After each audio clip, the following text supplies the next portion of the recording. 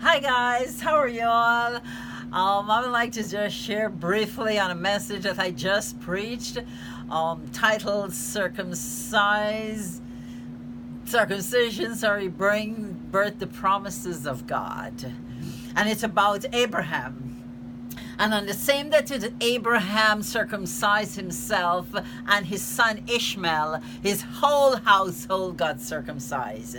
And then Isaac was born later. You see, he had to be circumcised before the promised son come forth.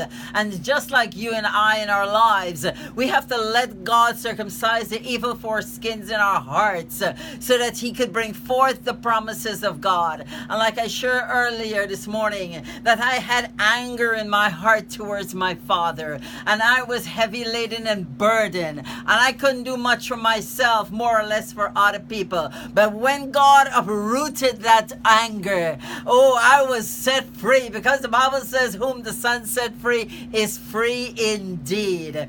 So with that, me being free, my father as a result got saved and he went to heaven. And I just want to encourage you today, as you forgive, as you allow God to take out that evil foreskins of your heart, there's great thing. The promises of God will come forth. The manifestation of things that God has promised you in the past. You will see your ministry unfold. You will see your family come into the Lord. You will see your marriage being restored. You will see your ministry unfold before you, because God said so. But we cannot, like I said, do it with those evil foreskins in our hearts. So I encourage you today, my brothers and sisters, be encouraged, because God's plan for you is to prosper you and I, and to bless us, not to harm us. So if you're going through something today and it's very painful, because circumcision is painful,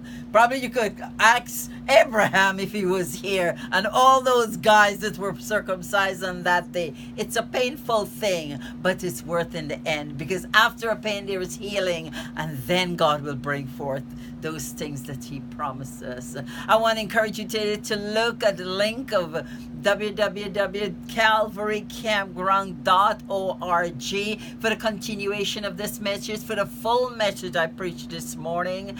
And for those of you that need prayer, and God used me powerfully in the prophetic word when the spirit of prophecy comes, the Lord used me.